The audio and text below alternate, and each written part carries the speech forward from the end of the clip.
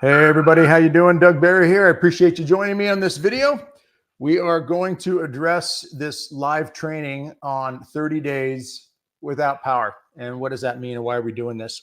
Okay, before we get started, I want to tell you that I just did a podcast last night with my friend Father Richard Heilman, and we interviewed a gentleman named Tommy Waller, and this is an expert in this field. He is a former Marine Lieutenant Colonel and also spent 10 years working on the EMP task force. So he is very familiar, very up to date, definitely a professional when it comes to what's going on with regards to power and these types of things.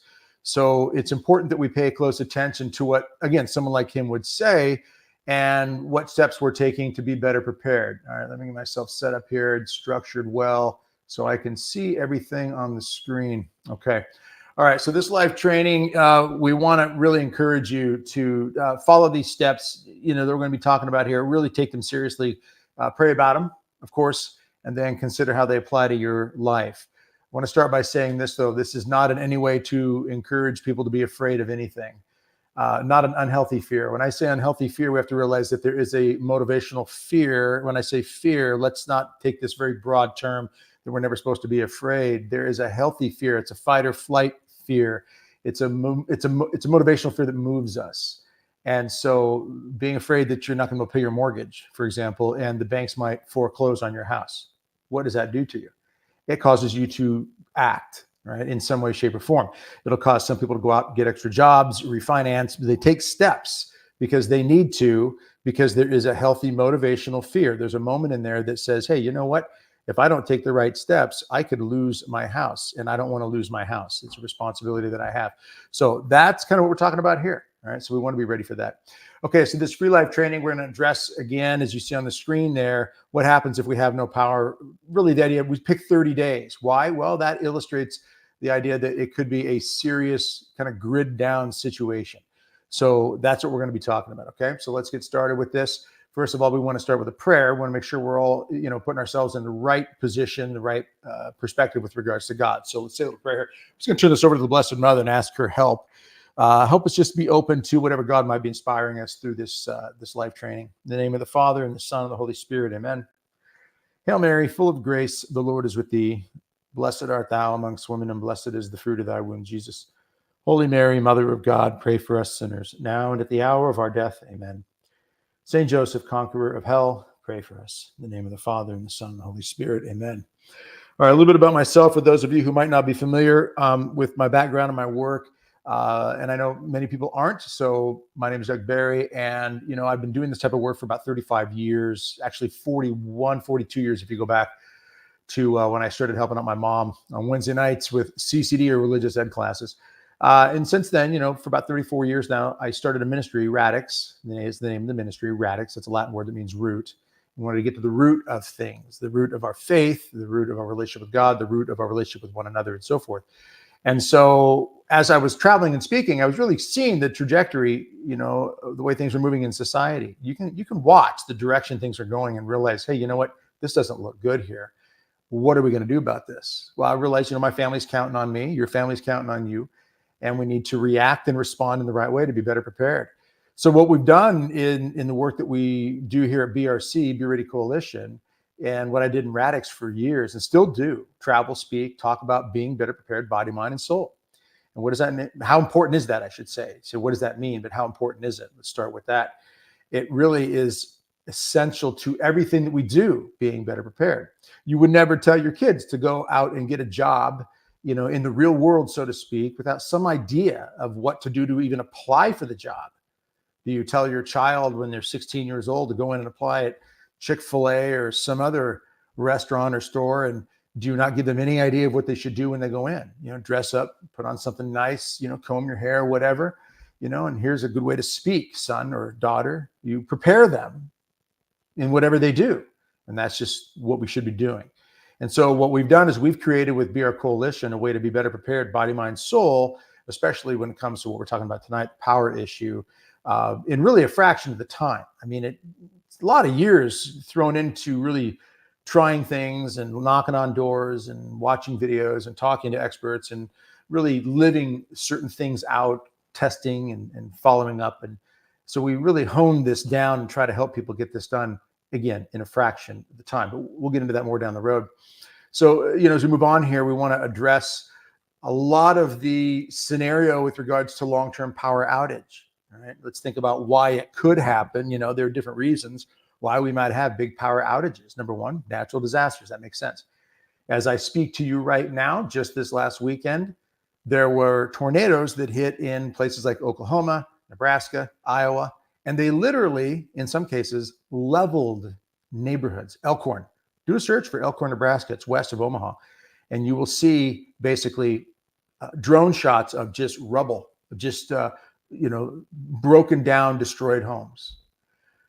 Natural disasters can destroy things, whether it's hurricanes, snowstorms, tornadoes, blizzard down here in Texas and down through the South that hit a few years ago, killed over 200 people in Texas. The response people had to it, and a lot of it had to do with power outages.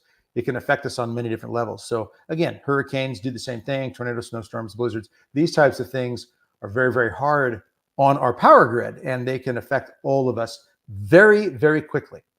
So one day, you're hearing storms are coming in, you hear the sirens go off, you hit your basement, you come out of your basement, and your house might be totaled, or your neighbor's house is totaled from a storm, and the power out is in the entire area. Okay, rains, floods, it can all do that. Power grid malfunction has also caused problems. All right, we've seen this in many different places as well, where man-made problems or the grid is old and it can just malfunction at times. This has happened in several places as well. You don't hear much about it. It doesn't make the big news unless people really get hurt by it. That old saying, if it bleeds, it leads. Same idea here. The power goes out for a while, but there's no real devastation from it. You don't hear much about it. But if you dig deep enough, you'll find, and you'll see different reports of the statistics regarding power grid malfunctions. The power grid is not a spring chicken. In other words, it needs to be upgraded. We've had all kinds of issues regarding that. One quick example before we talk about the cyber attack is in New York City, in July 1977, lightning strikes, a couple of lightning strikes hit some transformers. And within an hour of this, all of New York City was in the dark. The grid went down in New York City for 24 hours or so. And in that amount of time, there were hundreds of fires that were set and looting and all types of problems. It was a natural disaster, lightning strike that took the grid down for one day. And in that amount of time, there was a lot of devastation that took place because power plays a very integral part to our society. Cyber attack is another one to consider. And we've seen many examples of cyber attacks that have been going on all over the United States, different areas, whether it's power grid issues or in fact, they have found some of the largest transformers that are in the United States. Unfortunately, some are made in China, and they found in at least one of these major, like 3,000 enormous multi-ton transformers, and at least one had a backdoor cyber entrance that China put in it. That's just one that they found, and they haven't tested all of them. So cyber attack is very much part of the world that we live in right now. And at this moment, as we talk about this, Christopher Wray, who's head of the FBI, has put out numerous, and I mean numerous, interviews, statements of all different locations saying that the red flags are there, the blinking lights are going off. There is definite concern with regards to cyber attack against the United States. If you actually do a search for, I'm going to pull this up right here. This is a document. This is mentioned in the podcast, U.S. Grace Force podcast that comes out tomorrow. And it was with our guest, Tommy Waller. There's a document called Unrestricted Warfare. It was written by two Chinese military high-ranking officials. And I'm going to try to pronounce their names. Unrestricted Warfare, China's Master Plan to Destroy America. And written in it, and our guest, Tommy Waller, gives the page numbers. You'll find where he states that they say in this Unrestricted Warfare document that going into the power grid and cyber attacks into the critical infrastructure of America is part of their plan to grind America to a halt, to bring us to a stopping point. So cyber attack, definitely part of the scenario here when it comes to being concerned about long-term power outage.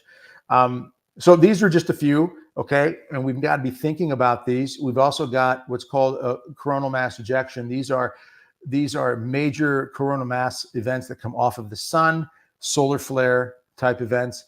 And if they hit just the right way, it can disrupt much of our electronics, our communications and such down here.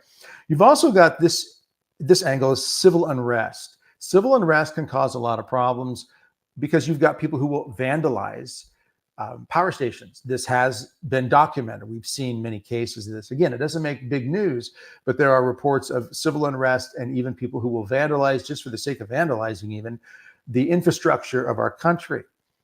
You can't mistake this when you saw just a few years ago what happened with the George Floyd riots up in Minnesota, and the 3rd Precinct Police Department was lit on fire. So yes, civil unrest can even fall into an area, a category, you should say, of what can cause a long-term power outage if there's serious damage to substations, power substations, and so forth. That can create massive, massive problems for neighborhoods, for cities, for towns. So these are some of the things we need to be thinking about when it comes to long-term power outage. And we have to be thinking about how we're going to secure our home and take care of those around us.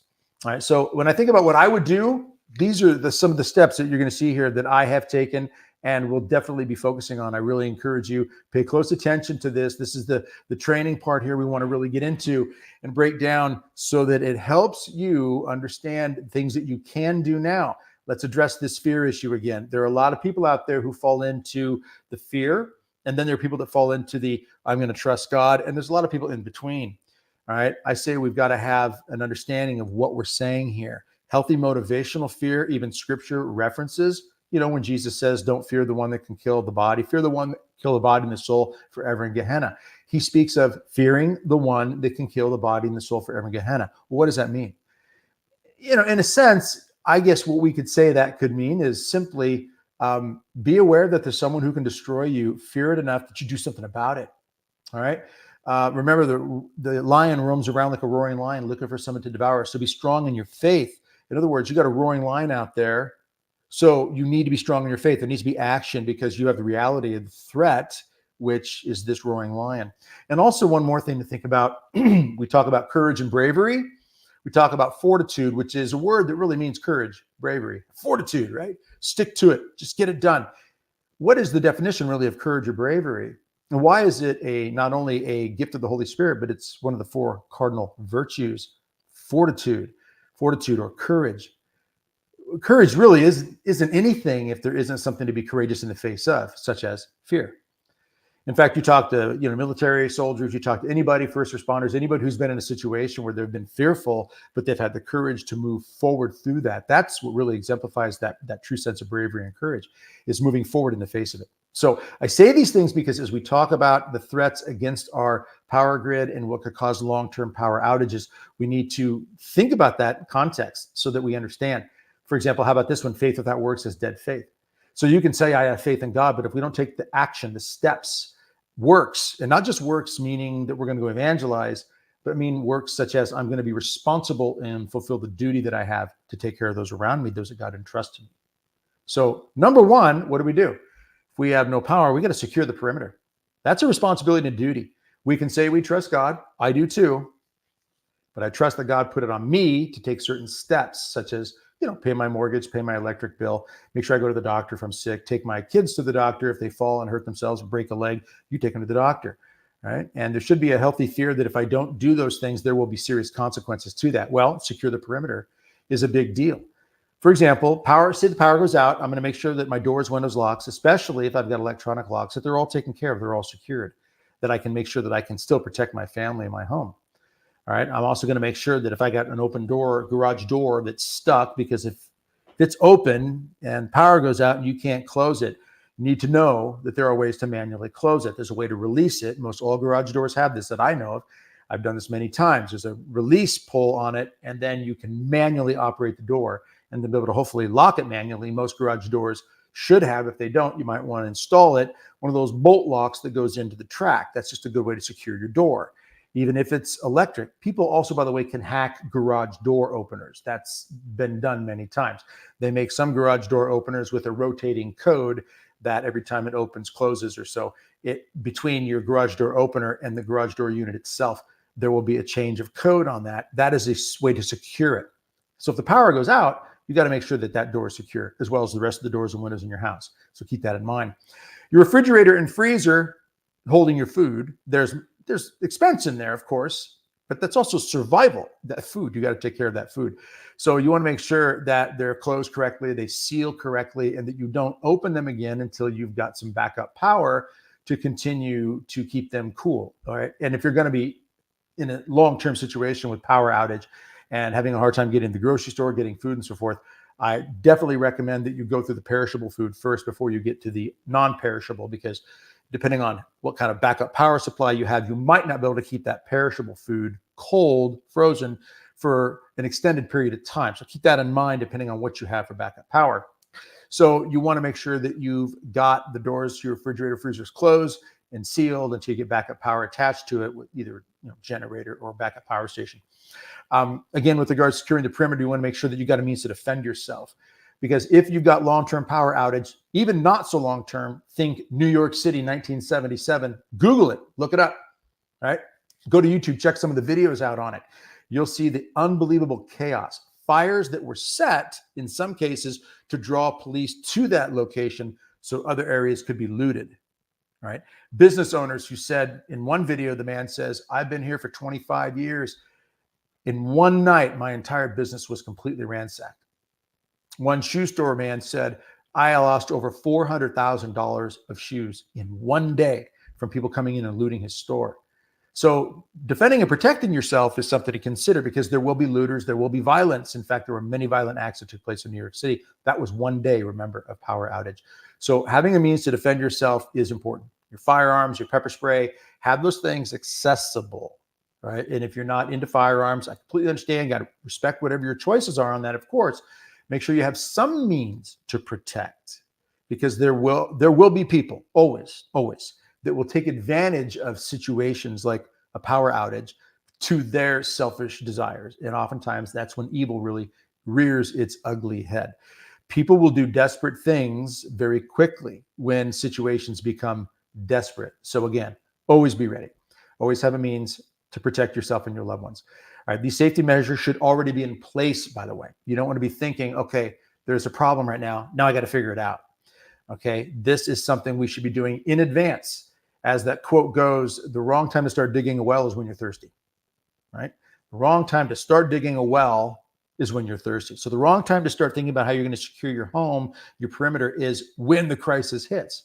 So right now, sun's out, I got power, I've got running water, everything's secure here. I could sit back and think that everything's going to be just fine.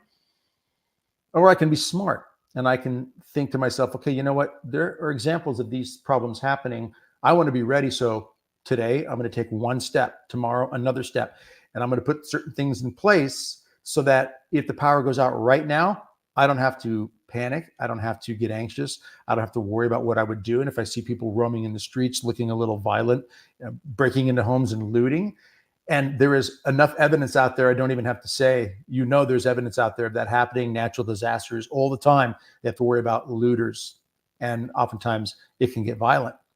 So do it now. Secure your perimeter now. So as soon as the power goes out, you would already be ready. Okay.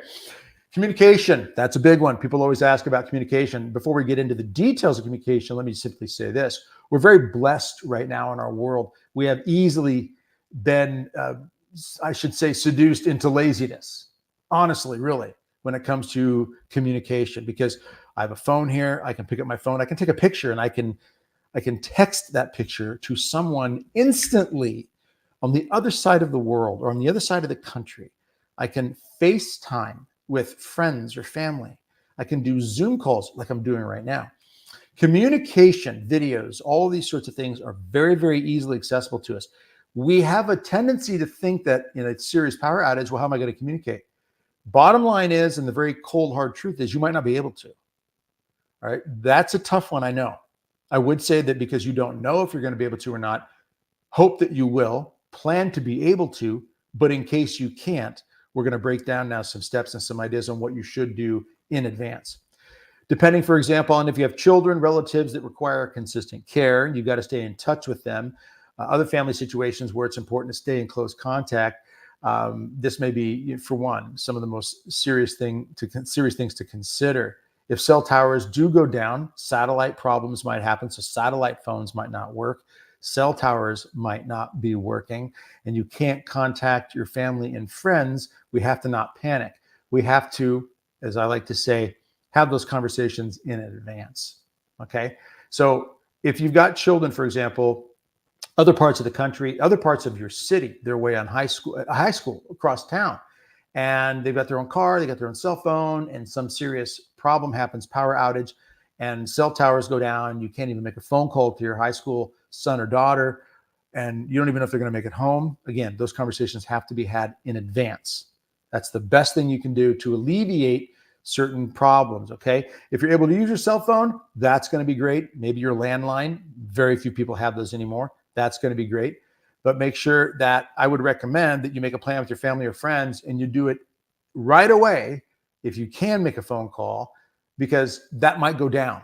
All right. Power grid might go down, and that could be the beginning of a cascading effect, a domino effect that could lead to communications going down. They might not be down right away.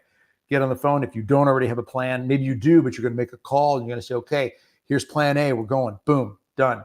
Maybe you have a code word. I know some families that will do a code word with their loved ones, and they can even text the code word or say one word. And that one word means we're in that mode of thinking things are not good. We're going to plan A or plan B or plan C. So maybe you do code word A, code word B, code word C. You're telling them, you're the head of the house, maybe you're head of the family, and you're telling them this is what's going down. This is where we're going. This is what we're enacting here.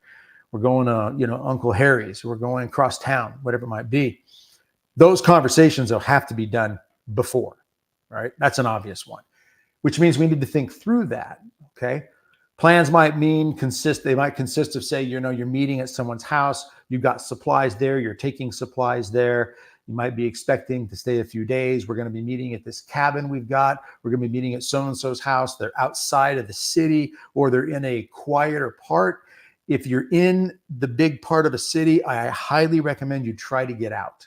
If it's going to be a long-term power outage and things could get serious and a little crazy and very dangerous possibly, if you can get out of that bigger city and get to a location, take your valuables if you have to, yes.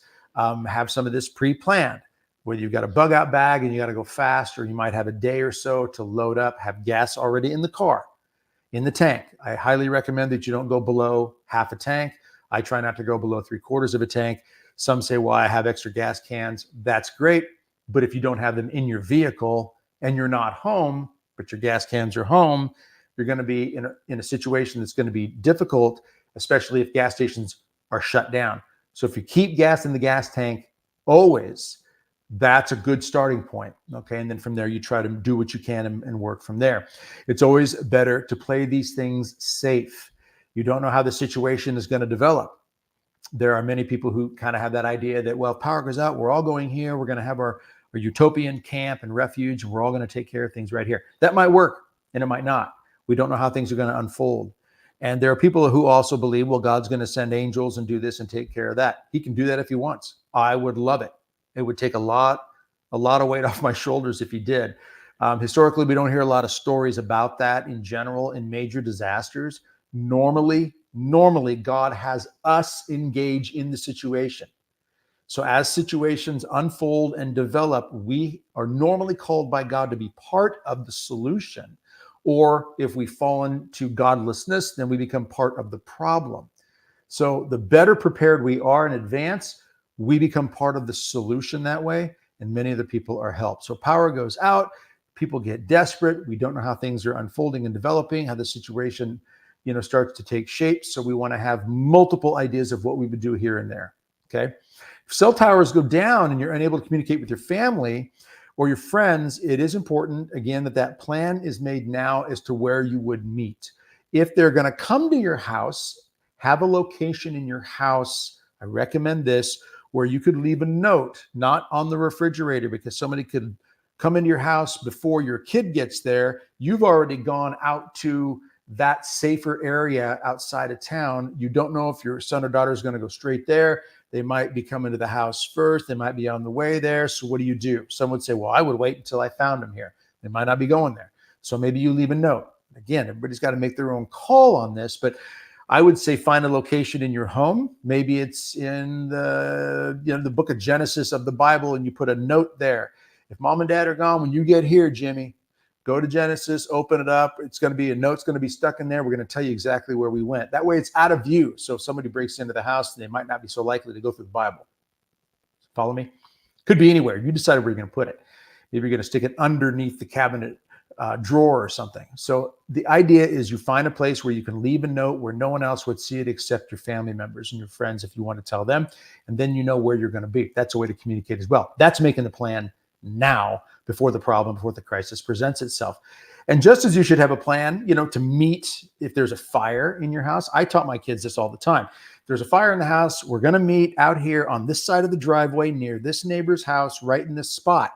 If I come out there and you're not there, I'm going to go back in the house looking for you as much as I can until the fire department gets here. So get there right away. Don't stand in the back of the house just staring at the fire. Wow, look at that fire. Oh, wait, I'm supposed to be in the front. We meet here, and that plan is established in advance so that there ever is a fire, there's a confidence, hopefully, that we have that everybody's going to be there. Okay, that helps alleviate stress. That helps alleviate fear because there's a plan of action. There's hope in that plan of action. So have a plan to meet at a different location if you have to, if there's a widespread crisis of some sort like a power outage. Unless you can handle it in your home. If your home's a good location, then that's where you're going to plan to meet.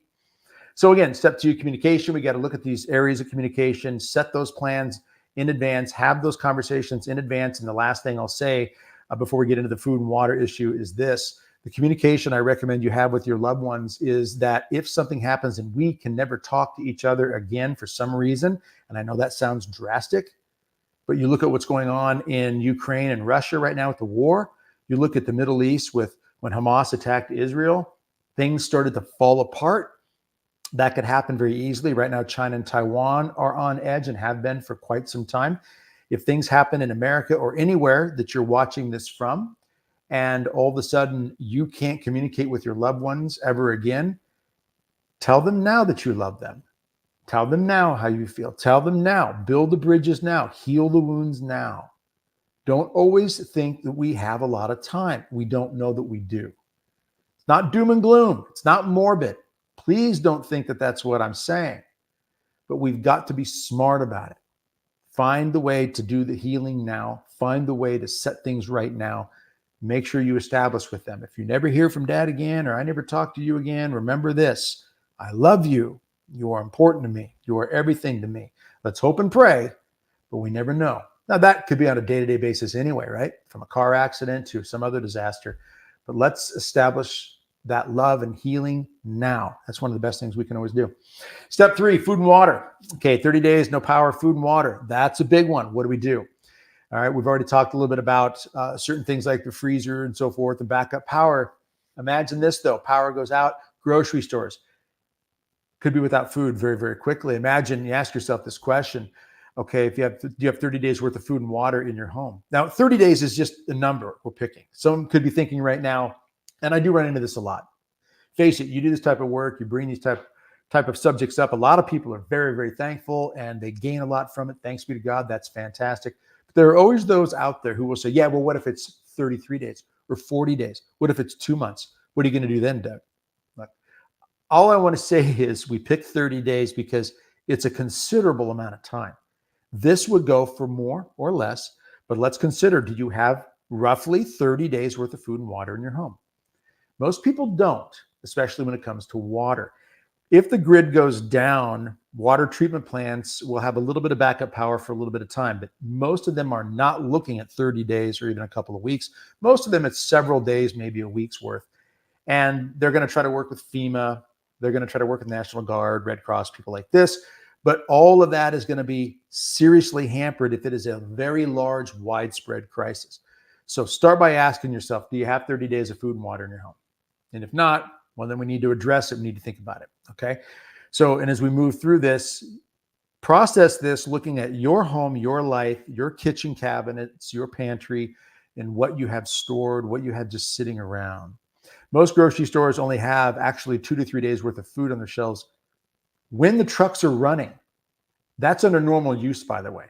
Okay. That's normal use when people just come in, shopping regularly. If the trucks stop showing up, and they stop putting it on the shelves because they don't have it anymore, you're looking at potentially 2-3 days, give or take, depending on the grocery store in the area. Some of you might be in more rural area and it might not be like that. Bigger city areas, yeah, those stores can be cleared pretty fast. If there's an emergency, that can be cleared within 24 hours or less. Anybody who's ever been hurricane type situation, when they warn of something coming in, certain things are gone like that. We've seen this. We know it happens. We benefit all of society, all of our community, if we are already in advance taking steps to have these things stored up, okay? There's no question about that. When we contribute by being better prepared, we help all of our community. We help alleviate some of the stress on organizations like FEMA or Red Cross or National Guard. We actually help national security of the country. That's what our guest on the podcast said last night. We will actually affect positively national security. So yes, remember, grocery stores normally have 2 to 3 days worth of food under normal use. If there's an emergency crisis of some sort and people rush the stores, you've got several hours, maybe 24 hours, and a lot of that stuff's going to be gone. A lot of it is going to be gone. All right. Now, when it comes to food and water, there's all different types of things you can do.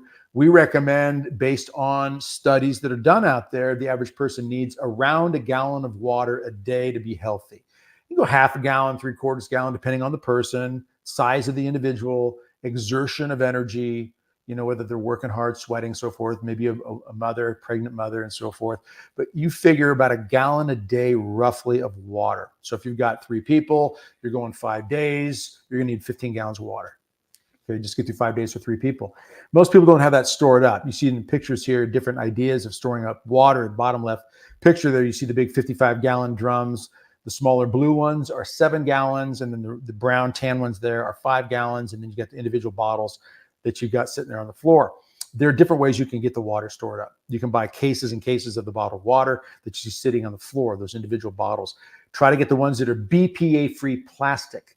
That way, long-term, the chemicals of the plastic do not leach into, or far less likely to leach into, the water, and you want to store them in a hopefully cooler, darker place, not out in the heat, not out in the sun, not out in a lot of light. Light and heat start to motivate things in the water to grow. So you want to store the water that way. You can get the bigger containers as well. Those are BPA-free plastic ones that you see. All of those are items that we have. We've tested them. Okay. You want to calculate your daily calories as well for each person in your house. A couple thousand calories roughly is a ballpark of what a lot of people really should have, somewhere in there. You a little less. Okay. Unfortunately, a lot of us have had a lot more and we have them stored up. A lot of people do. Hate to put it that way, but there's a lot of excess calories that some people are carrying. So when it comes to understanding how many calories you might need to get through a day, you're going to want, maybe 1,000 to 2,000 minimum. Okay. And there's different numbers and different opinions on that, but you've got to calculate that based on the number of people in your home, how many days. And again, if you're multiplying this by 30, okay, we're recommending that you are really taking seriously what you're doing now to have that amount of food stored up or somewhere in that range. Now, recommending from us that you do a variety of things, some freeze-dried, some maybe canned food, maybe you've got long-term, as you see the ready hour on the top right corner there, that's 25-year shelf life food. Normally they come in Mylar packets. You add water and you get full meals or individual. You can get numbers 10 size cans. You can get packets of individual, like blueberries or mashed potatoes and different items like that, but they're dehydrated, freeze-dried, canned foods. You can get the 5-gallon bucket of rice if you want. People tell me all the time, got the 5-gallon bucket of beans, Doug, got the 5-gallon bucket of rice. That's great, but you're going to need water to prepare them. So keep that in mind too, and you're going to need fuel for heating the water to prepare them. So those are other pieces of the equation that have to be factored in. But again, a variety is good. I also recommend that if it's not food you're used to eating, that you test it out in advance before the crisis hits. So if you've got some of the ready hour food, for example, open up a packet or 2, try some of those meals out. I have some of that. It's not bad stuff, but you've got to try it out. Make sure that your body can handle it and that you're going to be okay with it, and your family members will too. If you've got gluten-free needs, and some people have to the point of celiac, or gluten just in general makes them feel bloated or sick a little bit. Maybe it's not as bad as celiac, which can really put them in bed for days at times. Either way, if it's gluten that's an issue, you can get gluten-free food in advance. You can do the Ready Hour long-term 25-year storage gluten-free food, and there are other brands out there as well. This is just one that we've mentioned, but we've had different kinds. We've tried different kinds, and there are different things out there that are very good. You just got to try the ones that will work for you. Okay. Generators, backup battery stations. These are very important. Now, if you're going to do an outdoor generator with gas, remember, it's going to make noise, which is going to draw attention. You're going to have gasoline or diesel, okay, some sort of power. Some are rigged up with natural gas. Natural gas might not be working if you got a power outage. So if you want to make sure you have control of the situation, then get your generator, get your fuel. How much fuel will you need? Can you have enough fuel to last 30 days? That's a tough call. I'm not a big fan of generators that are gas powered or diesel powered. And the reason is because of the long-term problem of having enough fuel and the noise issue. If they're outside, and they pretty much have to be, right? Because you got to vent the exhaust outside, or you're going to get sick and die from carbon monoxide inside. And when you do that, you draw attention. And so if you've got looters and bad guys out there, and if you've got a week, 2 week, 3 week, 4 week type of scenario where things are bad, you will definitely probably have people out there who are desperate because they haven't prepared. They're going to start walking around looking for what they want. I've heard at least 3 different people, either directly or through a second person that I trust entirely, say, I don't have food and water, but I have guns and ammo. If I need food and water, I'll go get what I need. And one guy who said this was a retired Navy SEAL, and he said it on video. Now, is he serious about it? He sounded serious. I don't know if he is or isn't. Problem is, there are people out there who have that attitude.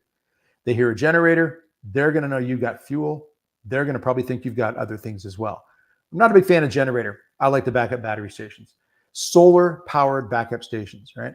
And these are silent, they're quiet. You put your solar panels out, you can constantly keep recharging them. And again, they're silent. You bring them in, you can protect your equipment, which you will need. Now, if you're going to run your refrigerator and your freezer, you want to have an idea for the size of backup battery station that you get. What's the wattage of your refrigerator? You've got startup wattage for different, electrical devices. What's that initial wattage that it needs to get the thing running? And then you've got the sustaining, wattage that is necessary to keep it running throughout. On average, you're going to need about 1,000 to 1,500 watt roughly for most refrigerators. All right. The refrigerator I ran when we had a snowmageddon down here in Texas a few years ago, I ran it off of a 1,000 watt Jackery was the brand. I thought it was fantastic. I had no problems with it. Okay. So it's full size refrigerator, but you're going to have to look at some of those numbers. In general, if you get a 1,500 watt, you're probably going to be good on most all your refrigerators. And deep freezes, okay, same concepts. You want to look at some of that. It's not complicated. Just, you go online, pull it up, see what the wattage is on it, and then go out and you can, when you order these units, we have links to all this stuff that I'm talking about. When you order the unit, go to the website, it'll give you a good rundown of what the wattage of the particular unit you're looking at, what it will run, and for how long. And of course, I'm not going to run my refrigerator maybe 24/7, but I might run it for an hour and then shut it in and unplug it for an hour, but not open the door during that time. That way you're keeping it cold enough to preserve the food, but I'm not draining the battery the entire time. Okay, so keep all that on track. And also when it comes to other things like cook plates, heating type units will drain battery stations much faster than like a refrigerator or a freezer will. All right, so microwaves, cooktop plates, cook plates and so forth, hot plates, coffee makers, curling irons, those things, anything that creates heat will draw more power. All right, so keep that in mind when it comes to what you have. I would recommend with battery stations that you get more than one, okay? And you can get the larger ones, 2,000 watt, 3,000 watt, that'll run pieces of your house, yes. I'm not planning on lighting up my whole house. I don't want to make that notice to the world. I don't want to send that signal to everybody. Hey, that house is all lit up. I wonder what else they have. I'm gonna keep it low key, but I do want to have a handful of these things that'll back up. So over time, allocate money, set money aside. If you don't have the money right off the bat, and this is where people will say, this is all about buying stuff, isn't it? The bottom line is, just like you're going to need a house or an apartment to live in, you're going to have to sooner or later buy one or rent one. You're going to need a car to drive. Sooner or later, you got to buy one or rent one. You're going to need insurance that goes with it. You need money for that too. You want to have backup power. You're going to have to buy it. So let's reach the mindset point of, I'm going to have to get some gear if I'm going to be able to cover some of this stuff. So yes, look at the different price points that are out there. It is a worthwhile investment to have. You may use it one time in your life, and it may be enough to save your life or spare you hundreds or more dollars of food if your refrigerator, freezer go out and you can't get the power back on for several days, and all of a sudden you lose all that food. So keep those things in mind. Medicine as well. I'll say this before we get into the shelter, step 4 here. If you have medication that has to be refrigerated, then you need to be looking at backup power immediately. And maybe you get a small refrigerator just for the medication. You get a little pint-sized one that'll hold a 6-pack in it. All right, that's not going to draw much power at all. Then you can get a little 300-watt, 10-pound battery backup station, and that's going to cost you a couple, $200-$300 depending on the brand you buy. That'll be enough to at least preserve your medication. CPAP machines, ventilators. Some people they have to have oxygen. They've got to be breathing regularly off of these ventilation machines, and you need backup power for these things. This is an area I just encourage you to get on now and not wait again until the crisis hits. Remember, wrong time to start digging a well is when you're thirsty. Okay, wrong time to start figuring out backup power that might be essential for your life is when the grid goes down. Okay, number 4, shelter and medical. What do we do when it comes to shelter and medical? These are categories, by the way, that we cover in our course, our BREP course, the Be Ready Emergency Preparedness course, BREP, BREP for short. Okay, well, people who sign up for BREP call themselves BREPers instead of preppers. Kind of cool, huh? Pardon me. So that being said, shelter and medical. What do we do when it comes to that? This, again, is a serious issue. Depending, again, on the climate we live in when it comes to just having shelter, staying warm in colder climates, if the power goes out, or if it's really hot, they said in New York City in July 1977 when the power went out, they said it was in the 90s. Now, is that unbearable? No, it isn't unbearable. There are people who can survive it. Before we had air conditioning, pardon me, before we had air conditioning in our modern world, people figured out how to stay cool by just fanning themselves, right? They would build their houses with the design in the direction of wind flow that would breeze, wind flow that would come across that area of the country. They would look at the geography of the land of where they lived. We don't do that so much anymore. We seal our houses and apartments up pretty good. And that can create that's great in one sense, but it can create a problem in another sense. If there's a power outage and you got to stay cool or you got to get warm, you've got to factor in what you're going to do. So there's some options that we recommend, some things to think about. Obviously, if the air conditioner goes out, there are small portable units that can be used to cool a room to get, help you out with something like that. Those can be used off of your backup battery station, for example. Oscillating fans, that's an obvious one. I actually have a fan right here, and I had it because I wanted to use this. This is a rechargeable battery on this one here. So it's a portable one. It's also got a light here on the top, okay, which is kind of cool. About $40, $35, I think, maybe is what I paid for this one. I got a couple different versions. There's smaller ones, larger ones. You can use this in your vehicle or in your tent when you're camping. There's a lot of this equipment out there. It's rechargeable, so I can recharge it off of my backup battery station.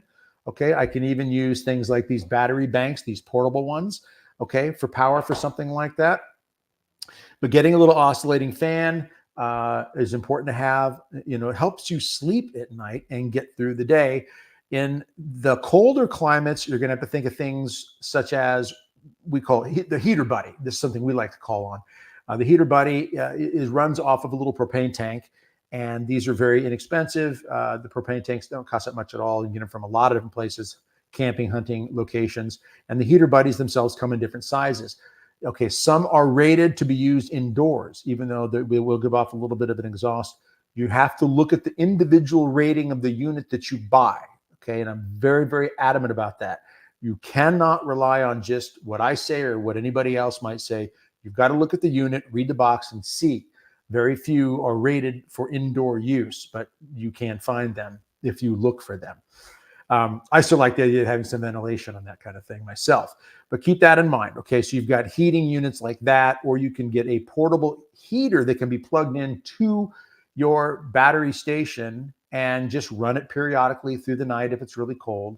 Another thing you could do is, as you see here, if you don't have access to tools like this, or maybe your power is out, it's gone longer than the amount of fuel you have or battery that you have, then you can stay warm in the winter. It can be as simple as extra blankets, maybe using duct tape and tarps and plastic to seal off doorways, cover windows to create a little more insulation barrier. Some people actually make insulation for their windows, emergency insulation panels out of styrofoam, like the pink Corning styrofoam, not the bat styrofoam. I'm talking about the hard, rigid styrofoam. You can get 1/2 inch, 3/4, 1 inch, 2 inch. They will cut pieces that fit in windows in, say, one room. And this is their emergency room, their Alamo, if you want to call it that. Wintertime, they can put these in, especially at night, to create greater insulation, then take them out during the day, crack a window for air if they need to. Put a tent in the room. And then in that tent, in that room, you will find a lot of heat can be generated. So that's another option as well. Blankets, tarps, section off the house, as I mentioned, to conserve heat, insulation in the windows and such. These are all ideas, but they have to be thought of and acted upon beforehand. There are people who camp, who have tents in the house or in the garage or in a shed somewhere, maybe in a basement or attic, and they might not be thinking, if there's a power outage, I could use my tent to stay warm in my living room. But yes, you can. There are many stories about that. Great story of a mother, and the power went out and she had her kids. They got them all together. They put them in a tent. You know, they're not infants. They're, 6, 7, 8, 10 years old, 3 or 4 of them, put them in a tent in the living room. And she went up to her bedroom, and middle of the night, she felt bad for them. She thought they've got to be cold down there. She came down, unzipped the tent, looked in. She said it was almost steaming inside there, because that tent will help contain the heat. Okay. So there's some ideas right there when it comes to just taking care of the heat in your home if you need to use just what you might have around the house. Okay. So simple as duct tape, blankets, tarps, a tent, that alone can save your life. All right. Shelter, medical. Also, we want to think about necessary medication for you or your family members. Is there something you're going to need to get in advance? Maybe you want to get a bigger supply. You've only got a couple of weeks. Add to it. There's some certain places out there where you can get longer, heavier loads or heavier amounts of medication, so you have them on hand in case, especially if it's life-saving medication. But if you have medication issues, you want to address that in advance. If the grid goes down, that can become devastating for people if they are not able to take their basic medications. So that's something to address, again, immediately, along with the idea of being able to have running water, water purifiers, water filters, and so forth. These are some of the basic things that are life-saving things, okay? And accidents do happen. Chainsaw accidents, chopping wood, serious cuts from cutting cord to tie something off. I recommend wearing gloves. I have gloves all over the place. I keep them in my vehicle. I keep them in my bug-out bag. I have a bag that I travel when I fly to different events, and I keep them in that bag that I take on the airplane. I always got a pair of gloves, because if you can protect your hands in a crisis, you can prevent a lot of minor injuries that can become bigger problems. Okay. A sliver not cleaned out can become infected, fester into something more serious, and create a serious problem. So protecting your hands and your body from different things when you're working in a grid down situation, so that you can minimize the medical needs, okay, like cuts and lacerations and so forth. Okay, but having medical equipment on hand and knowing how to use it is important. So emergency bandages, pressure bandages, Israeli bandages, things of that nature, using quick clot, which is a type of gauze, and some it's in powder form, but I like the gauze type. It's coated in quick clot. You can stuff it in a wound, and that can help stop serious blood flow, bleeding situations if there's a serious cut or laceration. Learning how to use a tourniquet. Again, these are things we teach. Some of these things we teach in our course, our BREP course, or you can take a Red Cross course somewhere. But these are things that you want to be thinking about in advance. Also think about this when it comes to the defensive measure. lot of people will say to me, Doug, I got, 5,000 rounds. I'm ready to go. It's like, well, but do you have any kind of body armor, like a bulletproof vest or, plates or anything like that? Oh, no, I'm not worried about that. Okay, well, bullets go both ways. In addition, do you know how to plug a hole? Because bullets do go both ways. Bad guys can cause harm if someone gets cut, hurt, or shot. Learning how to stop bleeding, basically stop bleeding classes. You can take them. They're out there. Stop bleeding class. How do you stop it? How do you put a tourniquet on? How do you plug a hole? Can save a life. So look at those things, whether it's an accident from fixing something. You're trying to fix a hole in the roof because there was a serious storm, power is out, you're trying to plug the hole in the roof because rain coming in and you're trying to take care of your family, and then you get seriously cut or hurt from the roof. So learn some basic medical stuff. Basic stuff is a great way to get going. Okay. We want to understand the moral obligation we have when it comes to these things. Okay. This is a serious point. People, again, will say, well, when it comes to, this kind of stuff, I'm just going to trust God. Okay. But God wants us to understand our moral obligation. Look at these 2 points here on the screen. One, Catechism of the Catholic Church when it comes to self-defense. In this paragraph 2265, legitimate self-defense or defense can not only be a right, but a grave duty for one who is responsible for the lives of others. All right. The defense of the common good requires that an unjust aggressor be rendered unable to cause harm. Now, that does not mean lethal action. It may result in lethal action depending upon the circumstances. And the Catechism goes on in that paragraph to say, even if arms are taken up against the aggressor and lethal action is used, that paragraph goes on to say that it is morally justified. And Pope John Paul II wrote in his book, The Gospel of Life, he quotes paragraph 2265, and he says in there, even if the aggressor doesn't understand what they're doing, so maybe it's drugs, alcohol, mental illness, you name it, all right, if they do something and they need to be rendered unable to cause harm, as the Catechism teaches, the unjust aggressor may have to be dealt some form of force that can ultimately, sadly, and unintentionally result in the loss of their life. It is morally justified in some cases. So know that the church has a teaching on our right and duty to defend and protect. That's in there. Now, 1 Timothy 5:8, another one here to follow up. I think it's very important to think about when people say, well, we're not going to worry about prepping, not going to worry about getting backup power or water or food or medical defense. Don't think it's a big deal. Know that in 1 Timothy 5:8, it says very clearly, anyone who does not provide for their relatives and especially for their own household has denied the faith and is worse than an unbeliever. Provide what? Does it just mean we have to be spiritual people in that household? I think it means clearly, because in the context that it's written, we're talking about caring for the people that are under our roof and relatives too. We have to be there for one another. The corporal works of mercy, which are mentioned in Matthew chapter 25. When the Son of Man comes in the glory of all the angels and sits on his throne, assembles all the nations before him, he will separate the sheep from the goats. The goats are going to hell. I'm paraphrasing. Sheep are going to heaven. Why? Why are they going to hell? Why are they going to heaven? Well, the sheep, he says, when you saw me hungry, you gave me food, thirsty, you gave me drink, naked, you gave me clothing, shelter, and so forth. When, Lord, when you did it to the least of my brothers, when we do it to one another. Mother Teresa was all about this. St. Mother Teresa, whenever we reach out to one another and care for each other, and what did Mother Teresa care for?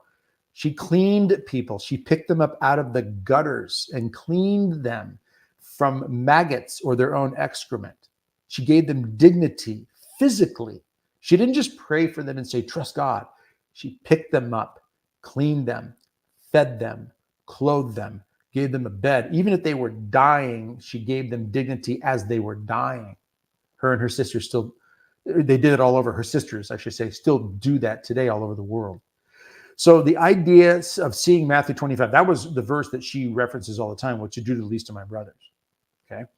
So we have a moral obligation to physically care for one another when and where we can.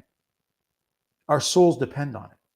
So yes, we have a moral obligation to be ready on a day-to-day basis, let alone if there's a serious crisis. So we go through this training because we're trying to encourage everybody to have some ideas of what steps they can take starting today. At the very least, get some duct tape and some plastic and be ready to seal your windows and doors. Better thing to do would be get some backup battery stations, some medical care, and some of these types of things. We have a course called, it's an online training called Indomitable, and that involves the BREP course. You see the picture towards the middle on the left, BREP, the Emergency Preparedness course. This is the BREP course, the Be Ready Emergency Preparedness course, which covers the 5 categories I just addressed: food, water, shelter, medical, defense, and how we handle these things. If there's a grid down situation, as we addressed tonight, with regards to 30 days, what would you do? Well, there's quite a bit of preparation for even 30 days. Having the food and the water and the backup power for your refrigerator, for medical, for your freezer, making sure you've got some medical equipment and training to handle sicknesses, medications, or a cut, serious wound, these types of things. Making sure you're carrying the shelter of your home, that it's secured, that you can defend and protect your home and those in your home, and protect your food and water. I've given talks in people's living rooms about this sort of thing, and they'll invite me over and say, look, here's our little prepping group. Let's talk a bit and tell us what you think, Doug. Okay. And I ask them questions about what they're doing, and they tell me what they're doing. They've got gardens and chickens, and he's doing this and she's doing that, and it's all great stuff. And oftentimes the number one thing they miss is some form of defense, protection, and care. Our course, our Indomitable training, and we offer 7-day free trial, 7-day free trial right now. You go out, click the link in the description, the brcoalition.com/membership, just brcoalition.com. It's going to be in the description. Click the link, go on out, sign up for the 7-day trial. It is absolutely 100% free. Can't make it any more free than it already is. You pay nothing for 7 days.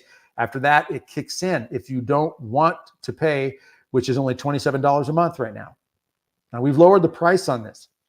Partly, I'm going to be very honest with you, because the warning signs that we are seeing with attacks on our infrastructure. If you do a search for cyber attacks on YouTube, you will see videos pop up. 60 Minutes just did a report on this, where hackers even hacked the MGM Casino in Vegas and Caesar's Palace. They've hacked water stations, water plants. They hacked a plant in Florida, in a community down there, in the last 6 months or so, 6 or 8 months, where they went in and they turned pumps on that put more chemicals in the water. They said they were able to catch it before it went out to people's homes. But imagine you're drinking your water and all of a sudden there's more fluoride or chlorine in the water than you should have, and then you get sick. There are countless stories of this sort of thing going on, from communications to power grid, malware that they have found. And get this, our guest, Tommy Waller, on the podcast that comes out tomorrow on the U.S. Grace Force, addressed how of a number, 45 to 50, I believe he says, large, we're talking massively, 100-ton plus type transformers in America. One of them they found that they've researched, out of 50 that they looked at, 49 or so they looked at least one, these were all made by China, the ones they looked at, like 49 or 50 are made in China. One of them they found had a cyber backdoor from China that was installed so that China could get into the transformer. And remember what I told you about, I got it right here on the other monitor, the unrestricted warfare. China's master plan to destroy America. And Tommy points out, I think it's page 144 to 148, somewhere in there. Watch the podcast, you'll see where he says it. They say that their plan is to get into our critical infrastructure. We know that this is out there. 7 days, free trial for you to get better prepared. If you don't want it after 7 days, there's a lot you can learn in 7 days if you dig into it. And then if you stay on board at $27 a month, we do monthly lives, a weekly live, forgive me, you see written there on the screen, weekly live training, online private community. People are constantly, every day, there are questions and comments going back and forth from our members. Over 1,000 people who are on board with encouraging each other, helping share information, how to grow water gardens inside your home with lighting, how to raise chickens, how to store water. The stuff that we share in the course has all those details. You're going to have links coming out your ears that you can click on, and stuff that we, lanterns, water purifiers, even things like pepper spray, these types of things. Here's a great, the Lifesaver water purifier filter made by Lifesaver. I have a few of these type of things. Redundancy, 2 is 1, 1 is none. I like 3 or 4. I'm not gonna go cheap when it comes to pure drinking water for me or my family. I want to make sure that I'm ready. So I recommend you sign up for this for 7-day free trial. And then if you decide to stay on for $27 a month, you're going to have access to all this and more, which you see on the screen there. Basic Firearms 101. We're going to teach you how to look at basic firearms. Now, obviously, until you get it at shooting range and you actually start learning how to shoot the gun, okay, that's going to be your best thing. Go to experts, go to people who can train you well. But we go through the basics and show you how to drop a magazine, how to rack the slide, basic things so that you understand how a firearm operates so you can be safer when it comes to being around firearms. All right. And understand, what we want you to know, what the laws are in your area about carrying, what's constitutional carry, and some of these things. But we want to introduce you to it and get you the basics on that. Medical trauma, we have a nurse who will go through how to plug a hole, how to put on a tourniquet, all the basics that are absolutely necessary. All right. Vehicle loadout. What does that mean? What do you have in your vehicle right now? Do you have an emergency bag, also known as a bug out bag, or some people call it a go bag? The bag has in it items that you would need in case of a crisis. It's a simple emergency bag. It's not conspiracy, crazy, wacko stuff. It doesn't mean you're running to the hills to live. That's incredibly difficult to do. But the bag gets you home sometimes, or allows you to get through a day, 2 or 3, while you're out on the road if things get really nasty or bad. There are people who use emergency bags when they get bogged down on an interstate or a highway somewhere in the middle of a blizzard, which happens a lot of times for people. Having an emergency bag with some medical, water, maybe some emergency water is in there. You got a filter in there in case you've got to go get water out of a stream or a river. This is important to have. Another vehicle loadout thing I'm going to mention is it's important to have really good shoes in your car. All right. You might have some very loud sandals, maybe ladies, that you're wearing to work or church somewhere, or out shopping or hanging out with your friends, right? Go and get some food tasting or restaurant or something like that. But you want to make sure that you have some kind of backup shoe that allows you, in case you've got to walk any serious distance, car breakdown, traffic gets bad, you got a civil unrest situation, you got to get off the roads, walk through a field. You want to have some good shoes that are going to allow you to do that. So I always keep some good hiking boots in my vehicle, but I always have some just good tennis shoe or good shoes I can travel in. That's vehicle loadout. Self-defense 101. What is that? We're going to teach you basic stuff. I don't care if you're 90 years old, you can still learn how to defend and protect yourself. Just the very basics even. Very important to have some ideas on how to throat punch, how to drive your web of your hand into someone's throat if you have to, how to gouge an eye, how to rake a face. I always say if someone's attacking you, especially ladies, someone's trying to assault you in some way, rake the face, collect DNA under your fingernails. All right, if you know what I mean. That's what we're really talking about here. We want to be loud when it comes to our self-defense. All right. It's never enough just to say, well, we're just going to let someone come and save us. I'm going to call 911 and hope they show up. We need to know that there are people who count on us on being around. We want to be safe for them.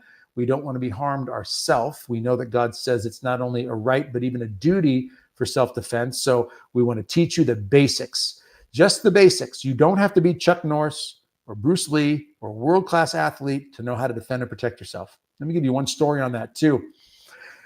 True story of an elderly couple in their 80s.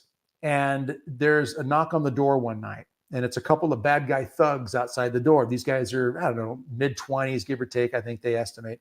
Knock on the door, simple knock, no reason to be concerned about it. The gentleman gets up, early 80s, opens the door. Right away, the bad guys kick in the door. They just needed him to open it. He unlocks it, opens it, they kick it in. He gets knocked to the ground. One of the guys jumps on him and just starts pounding on the older guy on the floor. Now, the other guy's in the doorway, and as all this is happening, the wife immediately runs into the back room. She comes out with a 12-gauge pump-action shotgun. If you've never heard the sound of a 12-gauge pump-action shotgun, when you rack it, so you pull a round up, you're pulling a round up into the tube, out of the tube into the chamber. You rack that 12-gauge, it makes a distinct noise, and anybody who hears that knows what's coming out of the business end of that gun is going to be deadly. So she comes out, she racks that 12-gauge, lowers that barrel. These two guys run out the front door. She fired a shot, kind of buckshot, pepper sprayed them in the backside. None of them died.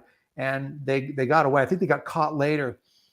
Point is, did she have an obligation to do that to protect her husband? I think so. And she knew what to do. In her 80s, she had the confidence and the knowledge and enough training to know what to do to save the life of her husband and possibly her own as well. So I got to tell you, we want to be ready to protect our loved ones, and we can do it at any time. And we want to teach us those things as well. And we do that through the course. So why should you enroll? You join an online community of like-minded people with the same goal in mind. Let's be God-fearing, God-loving, prayerful people who want to trust God, but be active in the ways that God calls us to be active, right? We want to help each other, support each other, lift each other up, find the right direction that we can take to be better prepared, body, mind, and soul.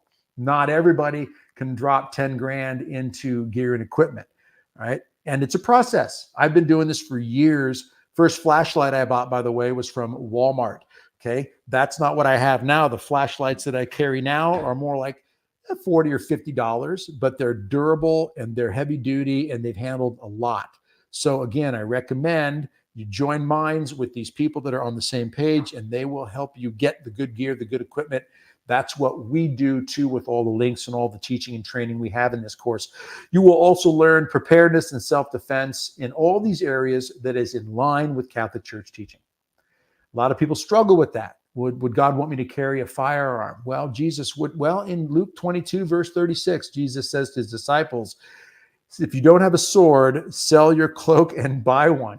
Okay? I'm not laughing at, I just saw something that made me laugh. All right. Sell your cloak and buy one. Okay? If you don't have a sword yet. Why does God want us to be careful and take care of ourselves? Because there's a lot at stake. And he doesn't want us just to all roll over and let bad guys have their way. All right. You'll save countless hours of research if you join this. We have been digging into this and making this our livelihood for years. We're going to be able to help you get on track quickly, find the right items quickly, learn the skills quickly. All this is in the Indomitable course and the BREP course, because you're going to want to get through this fast. It takes time to train. It takes time to get prepared. Everything we've done and everything we constantly do and review. Look, there's not a day that goes by that I'm not in some way, shape, or form tinkering with or testing something or purchasing something to run it through some drills and see how it handles, whether it's lighting, backup lighting, whether it's water filter purifiers, you name it, some sort of self-defense measures, something. Okay, we're doing it all the time. We're going to share that with you and help you get on track very quickly. All right. And this is stuff you're going to want to share with your loved ones. You know, you got kids, you got kids in college. You want them to be prepared so they can handle things. Our course even addresses how to jumpstart a car battery, and not just using jumper cables. That's one way to do it. Or you can use the NOCO type, which that's one brand that we use. There are many others out there that is just a little charging unit. Plug it on your battery terminals. I know some would say, that's a simple thing. I don't need somebody to teach me to do that. You'd be surprised how many people have no idea how to jumpstart a battery. It's one of the simplest things to do, but we want to teach you and show you how and help you get the right equipment to make that happen.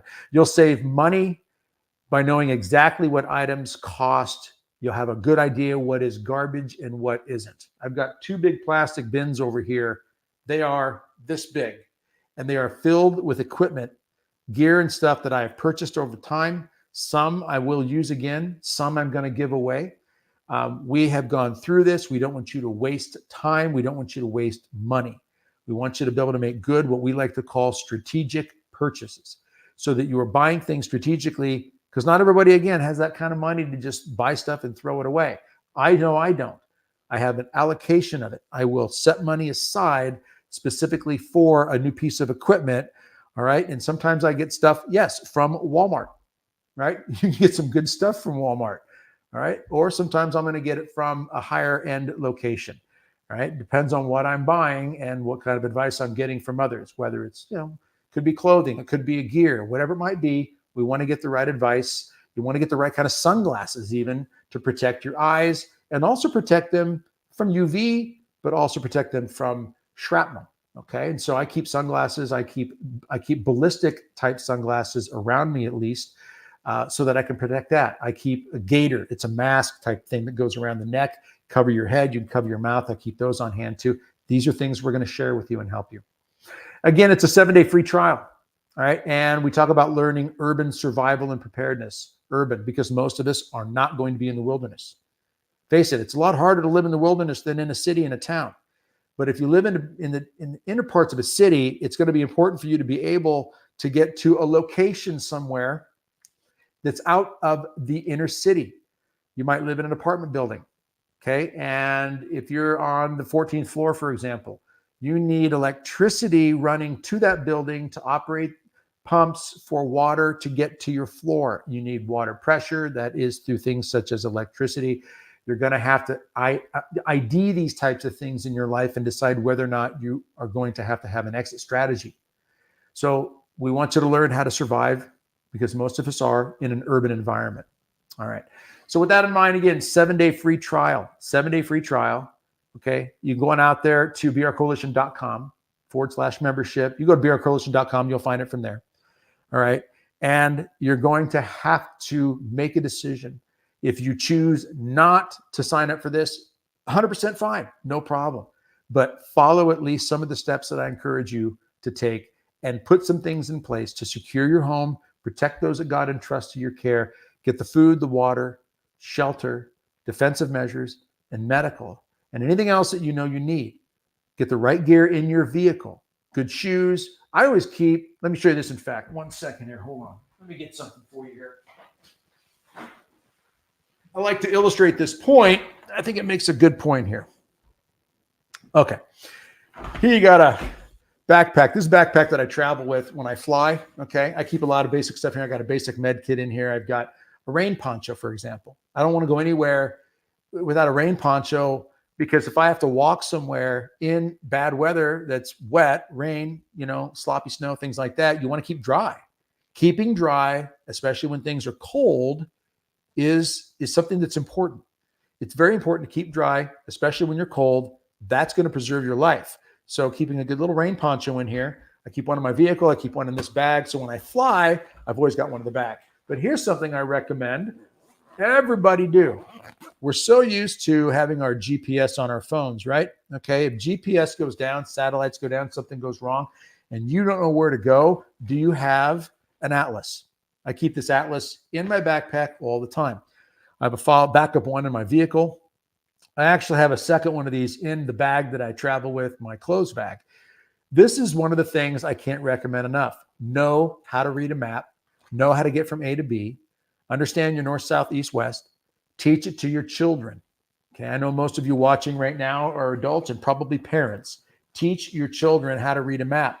Give them an atlas for their birthday. Give them an atlas just because it's Tuesday of the week. I don't care. Get them a map, teach them how to use it, and show them how to get to a safe place in case they get stranded somewhere.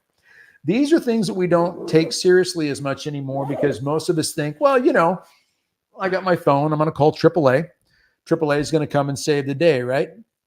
So, if you can't call somebody that will come and help you, then you've got to have an idea how you're going to do it yourself.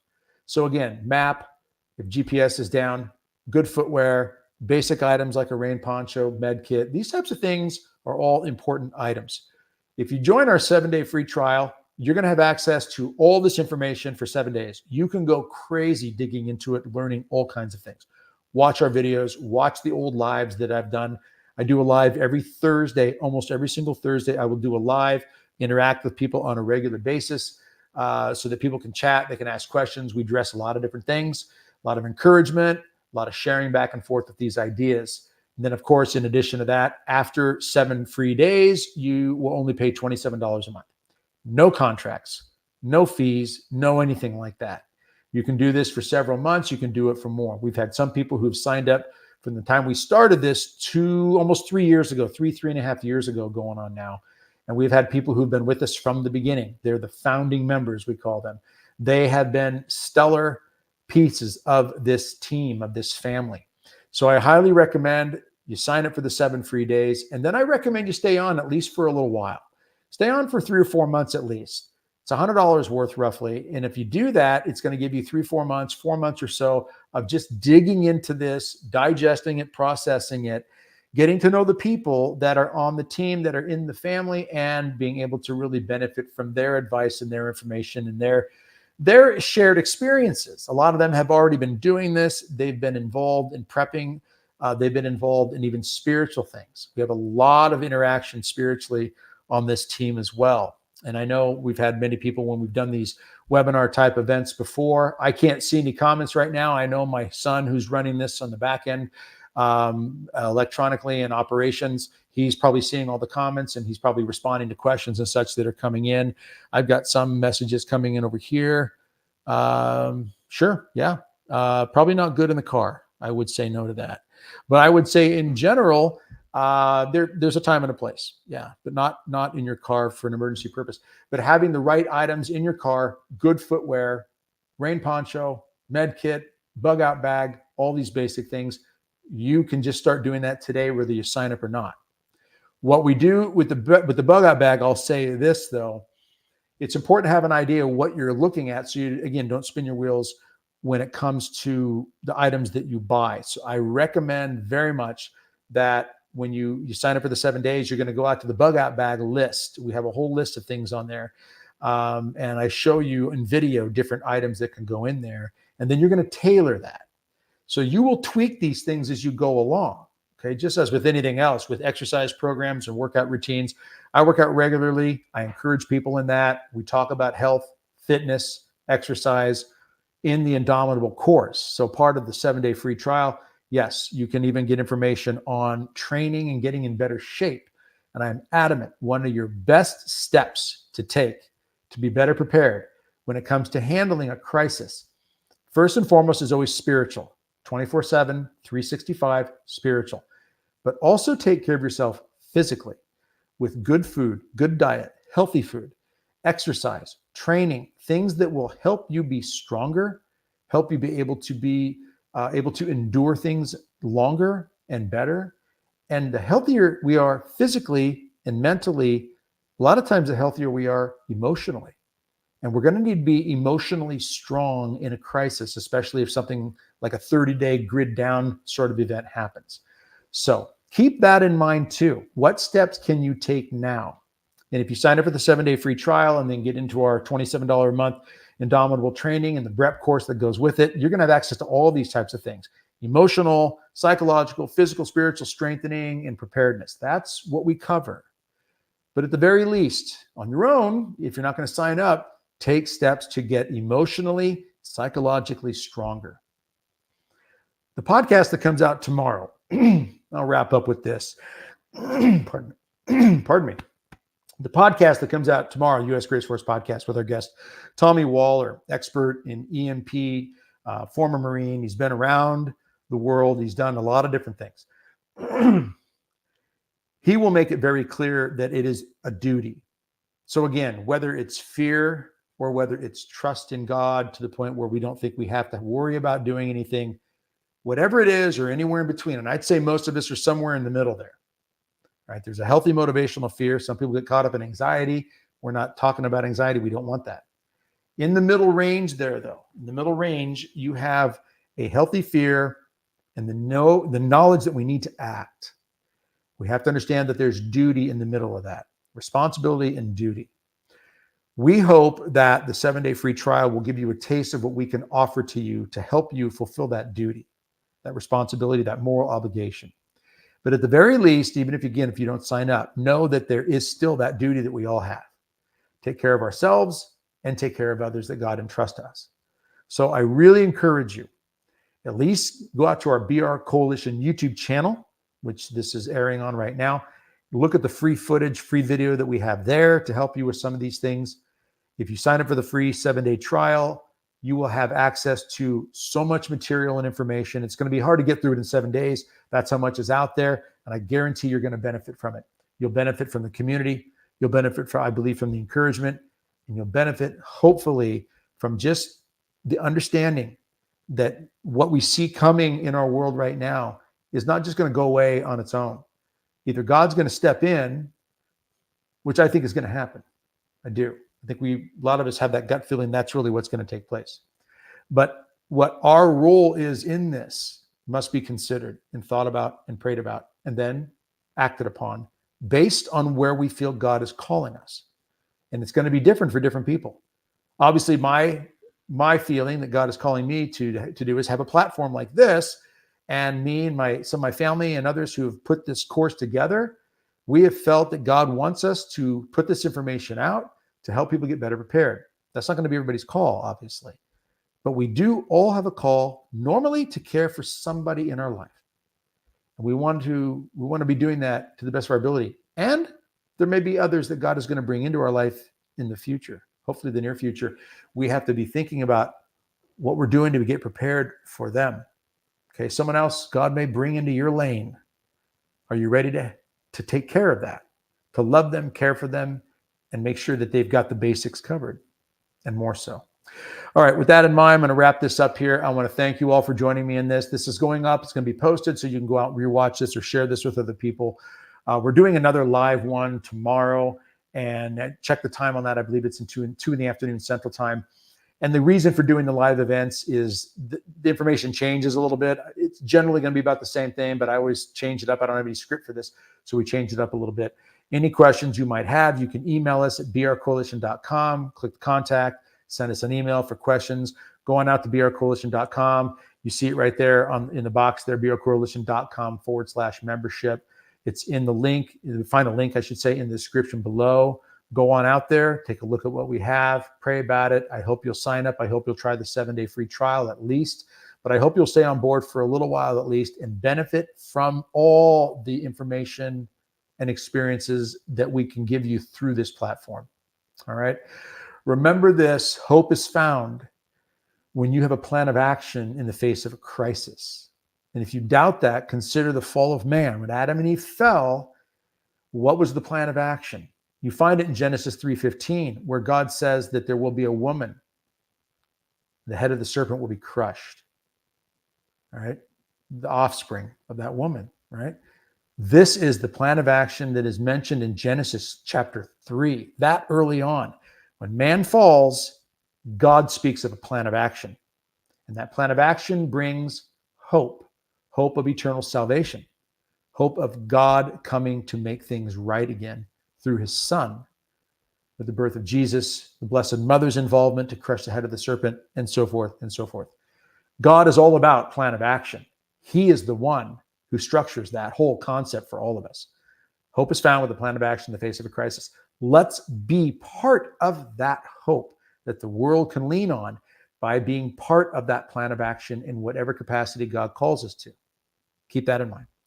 All right. Again, thank you very much for being with us. Thanks for joining me in this video. I hope and pray that it helps you. I hope and pray you'll act on it. And I hope and pray we see you inside Indomitable. It'd be great to have you join the family. God bless and strengthen you. We'll see you again soon.